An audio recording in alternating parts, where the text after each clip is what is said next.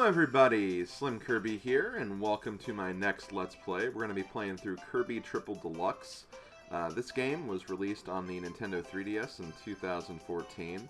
I like to kind of consider this game the follow-up, not really the sequel, because it doesn't really continue the story, but essentially the second game of the Return era of Kirby, which by that I mean the era of Kirby's Return to Dreamland, this game, Planet Robobot, and Kirby Star Allies.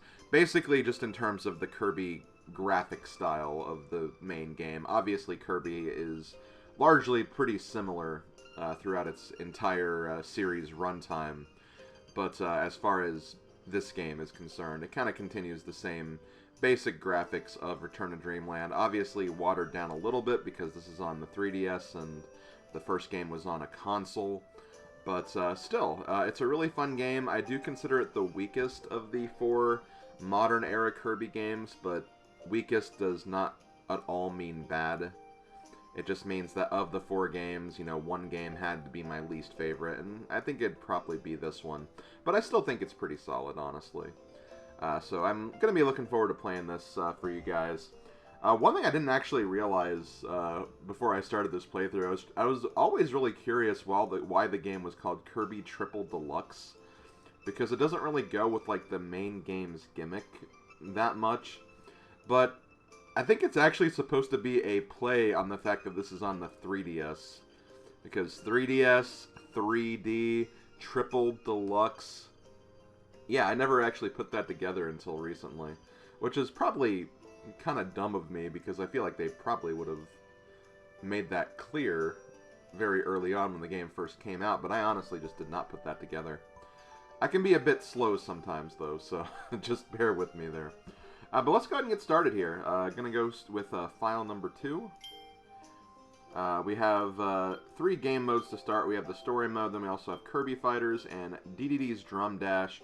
I'll be taking a look at these modes after the fact, because we are going to be going with the story mode to start. As far as this down here, we'll talk about this later. But yeah, let's go ahead and get this started. So, we're going to start with our cutscene here. We got the cute and adorable Kirby waking up, finding a cute, adorable butterfly. He's going to go fishing. He's going to fly through the sky. And of course, he's going to eat. And of course, he's going to sleep. And of course, going to go on a nighttime fly with the Star Warrior as the sun starts to set. And then at night, he's probably just going to start sleeping again, because that's what he does. I like that they kind of keep it pretty consistent with Kirby's house, because I think they first showed Kirby's house in Kirby Superstar, and they've kind of largely kept the same house going throughout the entire series, which I think is appropriate. But overnight, a large beanstalk has started to grow in Dreamland. And, well, I hope Kirby's not afraid of heights. I don't think he is, considering he can fly and also has the warp star and everything, but, you know, this is largely different from his normal everyday life, so he's probably not too keen on this current development.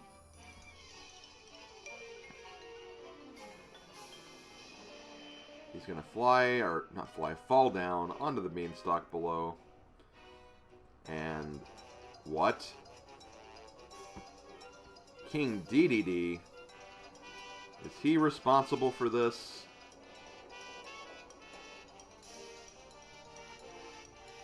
It always leads to Dedede at some point. But wait a second, who's that?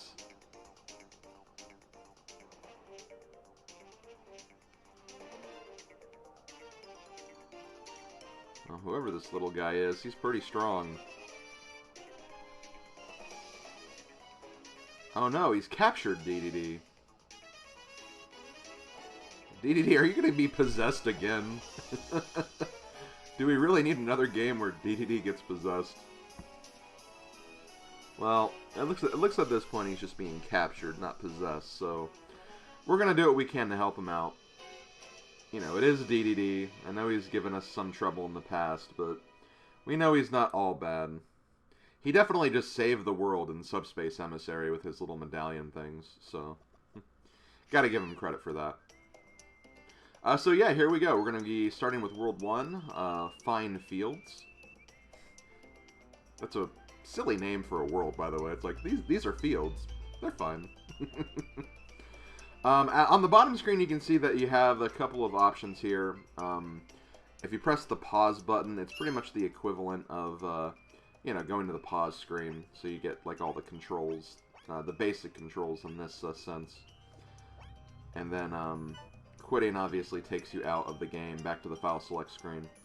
Then you have Keychains and Sunstones. These will be the collectibles we'll get throughout the game. And obviously we'll talk more about these later on, once we actually get a couple of Keychains.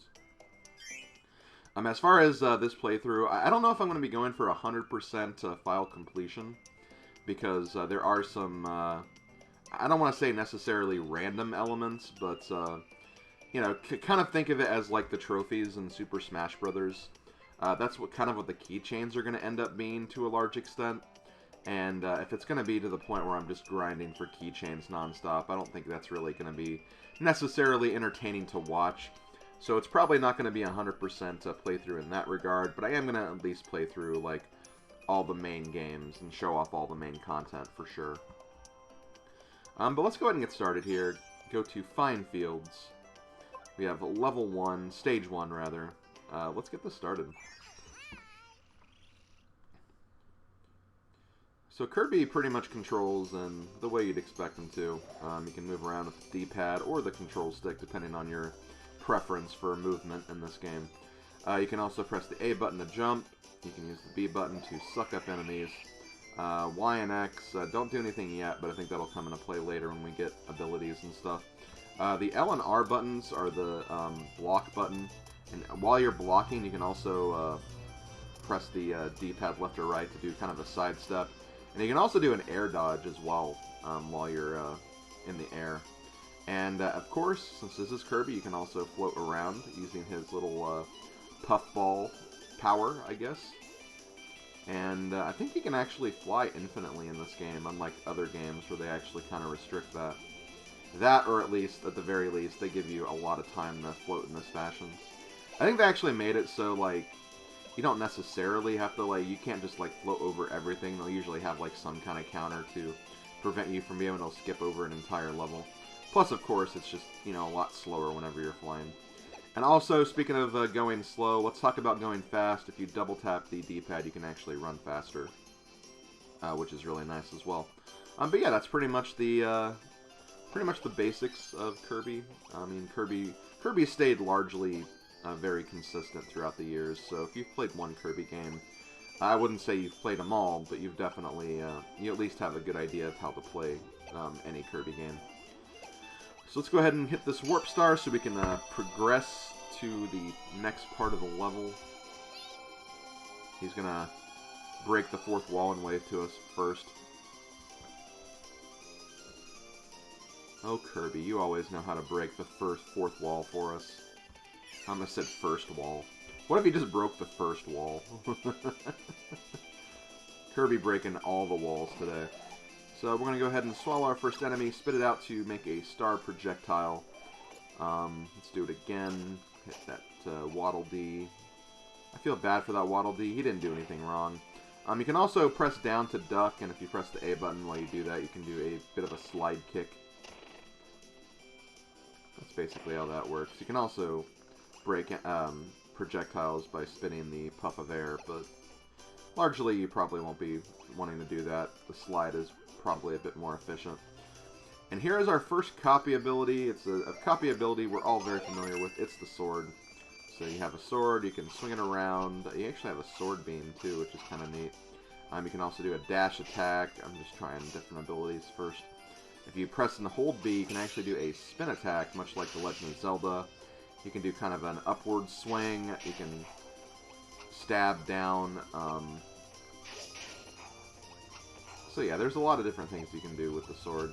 And of course, if you want to really look at an ability, you can look at the pause menu, read the description, and also see all the basic moves you can do See, even the sword beam, that's something you can only do with full health, which is very much inspired from Legend of Zelda. Let's see.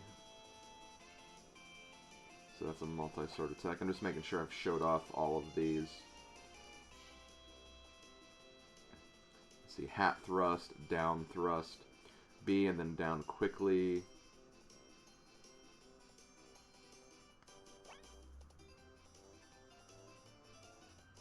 Okay. So yeah, there are some variations of different moves. So yeah, there's that. Trying to also...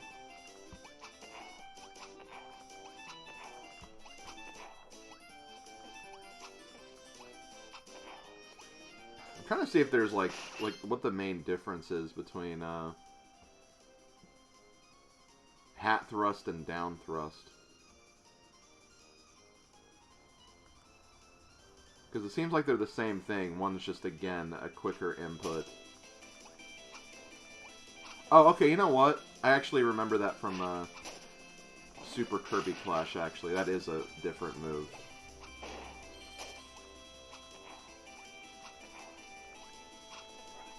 Let me see if I can actually show that off. It's probably not a big deal. You guys probably kind of get the idea there, but... Again, I'm just trying to be... thorough. Yeah, one you'll actually basically stab through the enemy like that, but other times you can almost kind of like pogo off the enemy, which is kind of cool. Yeah, like that. That's basically the difference. The that kind of works better against, I think, bosses or mini bosses. Because you'll be able to, like, kind of bounce off of enemies indefinitely, which is kind of neat. But may not necessarily come into play against regular enemies, since it's not really that, you know, necessary. We've also been collecting stars. Stars are basically coins, like in the Mario series. When you get 100, you get an extra life. So, definitely try to collect those as you're going throughout the game as well. I'm going to go ahead and get rid of sword, the next power-up I see, just so we can see something else. Actually, no, we're not. We're going to keep on getting the sword for now, because we can now use the sword to cut grass. So the main gimmick of this game, if you haven't noticed from what we've gone through so far, is that kind of like Donkey Kong Country Returns, which I feel like that was kind of a thing done in that game a lot, is that you actually have kind of a foreground and a background part of the level, and you actually use these warp stars here to get to that point. So, you know, you see that stuff going on in the background, and sometimes you'll actually, stuff you do in the foreground will affect what goes on in the background, so you have to be aware of that as well. But yeah, it's kind of a cool concept. Kind of the main gimmick of this game is just, you know, traveling to and fro back from one side of the screen to the other side of the screen. So that right there, that was a keychain. Whenever you see like a little medal with a question mark on it, that is the keychain. So pick those up. The keychains they're honestly pretty cool. Again, they're just kind of like collectible references to past Kirby games. So, you know, be on the lookout for those if you kind of want to get a brief reminder of some of the things that we've learned about the Kirby series in the past. There's another keychain right there. Was that it? I'm going to go ahead and grab Spark, I believe. Yep. Again, I say I believe because I know that it's had, like, somewhat different names throughout the years, so I wasn't sure which one it was. So Spark is kind of like, in this version of the game, or these versions of the game, I always kind of consider it just kind of a combination of not only Spark, but also Plasma from Kirby Superstar, because it has kind of the charge-up move, where you basically move back and forth, and you basically charge it up to have like a huge projectile attack. But you can also just do this as well. I'm trying to think of other moves that we got. Okay, small charge. Actually, I think that's all this is.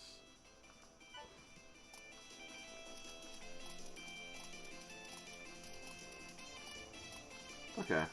Actually, yeah, that's pretty much all Spark is. It just seems like it is just Plasma, pretty much, just with kind of a direct shield attack, too. Which is kind of a shame. I don't really think Spark is as helpful in this game as it has been in other games, but it's alright. Again, it has that charge ability. So here we go. This is the kind of other main gimmick of this game, where, you know, Kirby's Return to Dreamland had the super abilities. This is Hypernova, which basically just, not only does it improve Kirby's sucking power, but it also just continues to verify that Kirby's stomach is just an endless void. So we can just swallow extremely huge projectiles and, yeah, do stuff with that. And that was our first Sunstone. Those are the main collectibles we're going to be trying to get throughout the game. Kind of equivalent to, you know, green stars and star coins in Mario games. Basically those things that, as you go throughout the level, you'll find them, and they'll have some importance on the game, basically.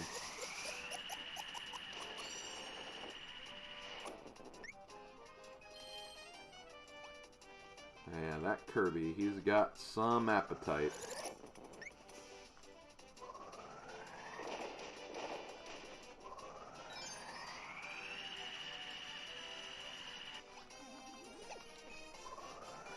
Boom. So there we go. All the Sunstones have been collected. I forget what they're called in Return to Dreamland, but you know those cell collectibles. I already forget what they're called. It's been a while since I've played Return to Dreamland. Honestly, I haven't played it since my Let's Play, so I'll have to play it again soon. Honestly, it's a pretty solid game. Okay, so that's basically what Hypernova is in a nutshell. Here, this is a special keychain. Basically, every level has one of those. So, much like the Sunstones, be on the lookout for the rare keychain. Because all the other keychains will actually be random in terms of what you get. The special keychain will always be the same keychain. Kind of like achieving like special trophies in the Smash Bros. Games. For like completing like very specific challenges. Okay, so now we're going to do a little bit of a mini-boss fight. Ah! Oh, wait, no, that's fake. Oh, well, okay, I did that too early. So yeah, these moles will try to fake you out a little bit. Have to be kind of quick on the draw once the real one comes out, though, because they will try to go away if you're too slow.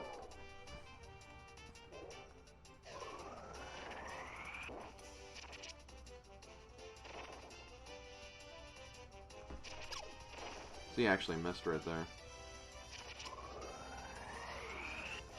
Oh shoot. I almost actually got hit by that. There we go. So defeating the moles will grant us access to the exit door. That's what the exit door will always look like, so be on the lookout for that. Just want to make sure there's nothing else in here before we jump in here, go to the background, and then go to the exit for the customary and standard goal game.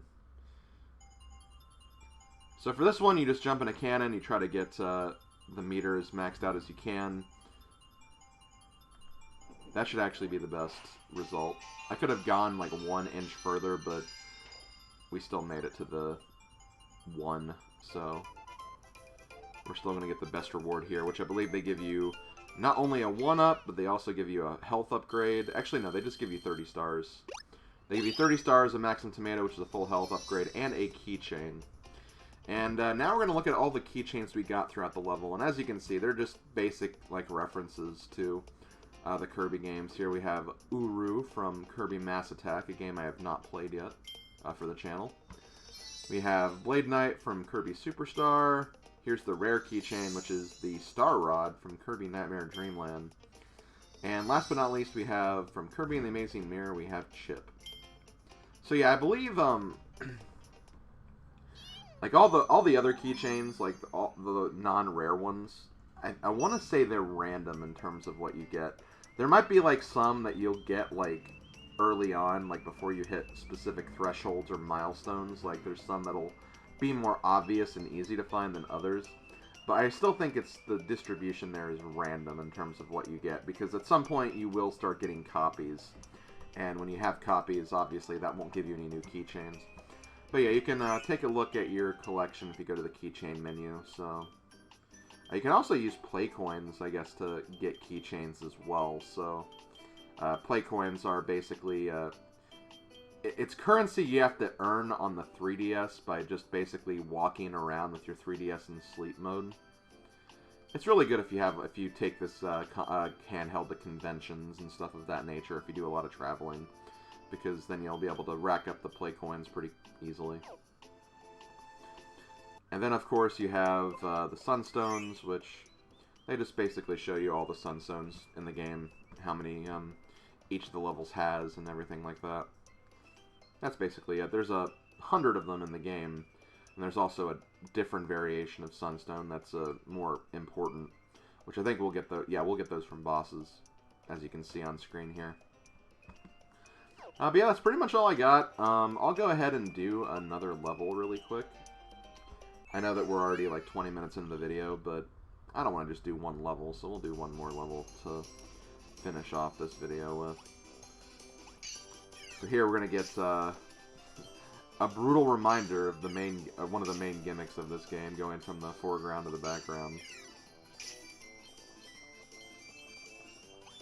In case you haven't realized that's what this game does yet. So let's see what we got in this room, because I do want to get a new power-up.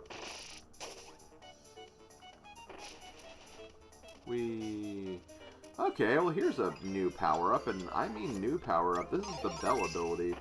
This was an ability that was introduced in this game. So, ring dong, ding dong, it's a golden bell. Shake it, and a strange tone issues forth. Talk about stunning conclusions. Get a load of the ding finale. So, we have basically 3 windows here. So, you can press B to ring a ding, and then B repeatedly to ring ding dong. Down and B, so the ding finale, and then if you hold up and then press that. Okay.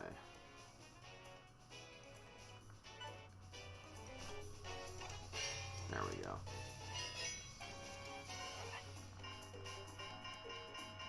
So yeah, those are just some of the abilities that you can do with this. I wouldn't say I'm like really a huge fan of Bell, if I'm being honest. It's not bad or anything. It's just, I don't know. I don't think it's like really like super powerful, and there doesn't seem to be like a whole lot of variation with it. Okay, wait, hold on.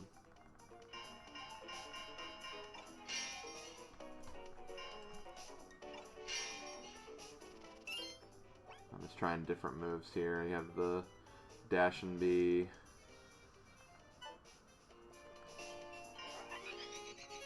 Kind of a charge move there. There's the dash where you can actually throw the bells.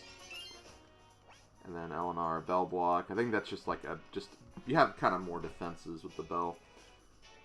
Oh, there's actually some you do with water as well. You can actually use this in water as well, which is kind of cool. So I'll see if I can maybe like show that off whenever we do find water at some point.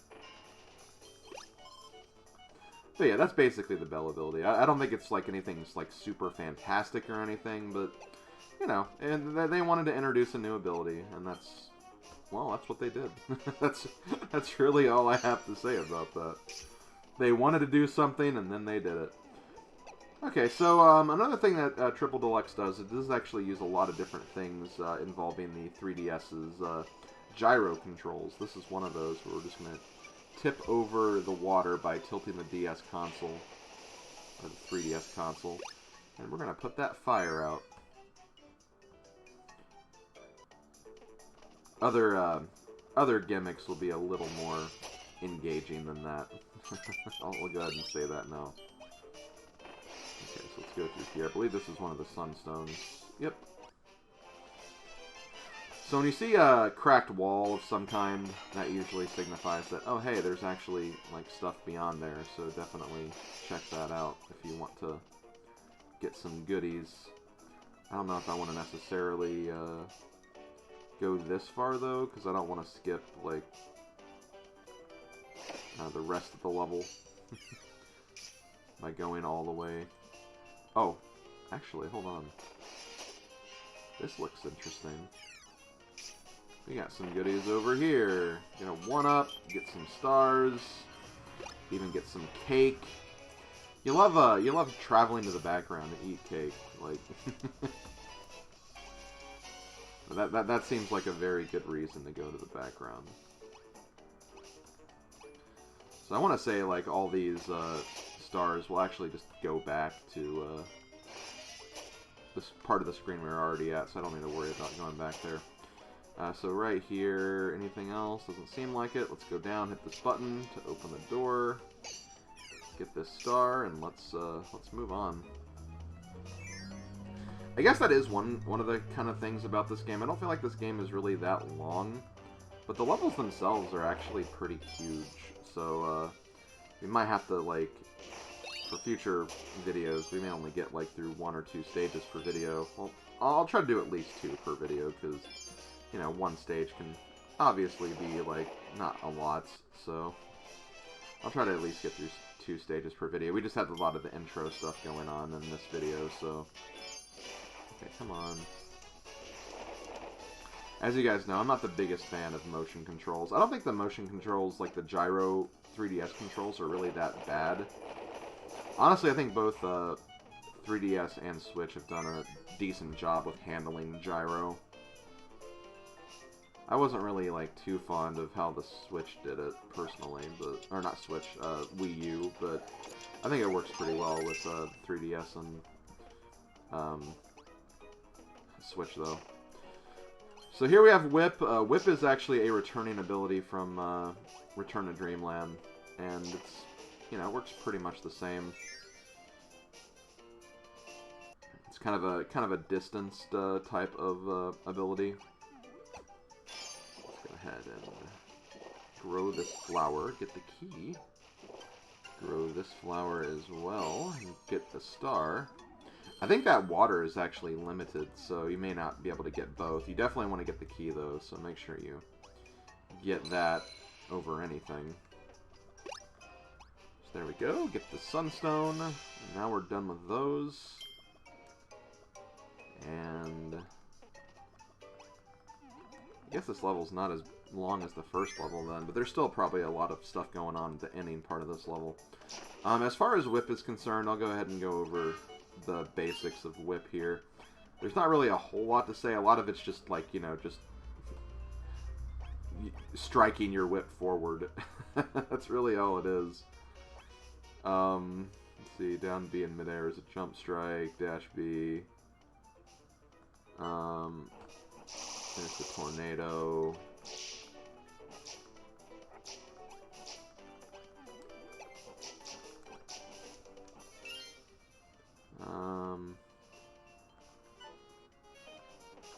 Oh. Rude. Because you can actually grab enemies and things with the whip as well, which is kind of neat. Kind of a charge move, I guess. Which is kind of cool. And then whip grab, and then whip grab. Okay, that's basically just different ways you can throw with the whip, and that's pretty much it. So, yeah, not really a whole lot to say about whip, but, you know, it's again, it's a thing. Not one of my favorite things that the Return to Dreamland powers that got brought back, but that's alright. So here we go. Bandana Waddle Dee gave you an item. You'll get better items from Bandana Waddle Dee if you use Street Pass. So this is basically just a function of the game. Kind of goes along with, you know, walking around with your 3DS in sleep mode. You can activate the Street Pass functionality, where if you basically make contact with other players who may have actually played this game. Maybe they don't have to have this game, but essentially you can just get some goodies in certain levels from that.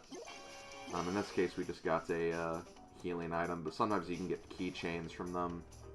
That's basically all that is. Nothing too substantial.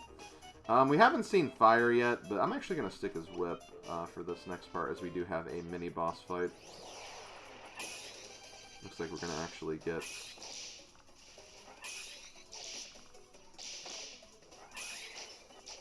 Yeah, I wanted to do that, actually. Usually when you have,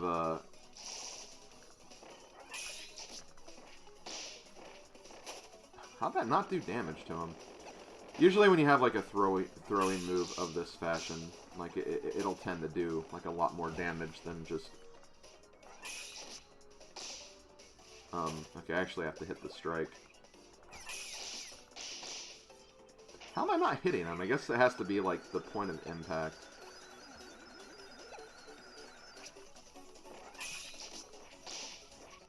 Come on. I got one attack on him, so I know it works. There we go. So we'll go ahead and grab ice. Ice is, nice. Lol. But yeah, a lot of ice is just kind of, like, freezing things.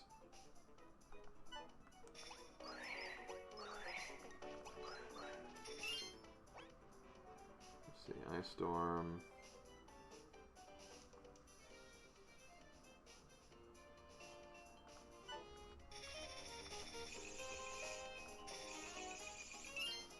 I guess that's what that is. Okay, that's Ice Suction. Injection, touch a frozen enemy, kick the ice, ice block.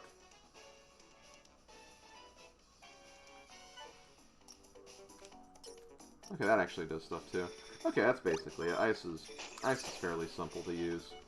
Before you go in that door, go up here to grab the rare keychain. That's one I feel like you could easily miss by just not really thinking. Not thinking there's anything else in that level. It happens. Trust me, it happens. Okay, cool. We actually got full power. I don't think that really anything changes if you get full power or just under full power. I think you still get the same basic results, if I'm not mistaken. So we'll get 30 stars, a Maxim Tomato, and a keychain.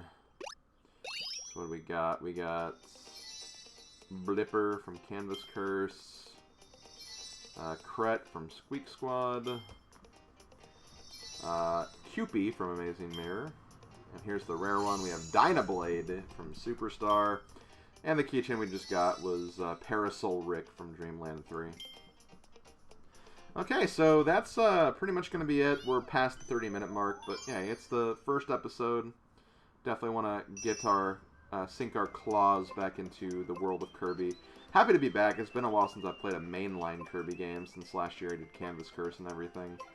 But yeah, it's nice to come back to some Kirby platforming. It's been a while.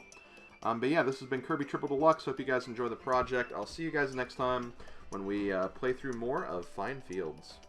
See you guys then. Later, folks.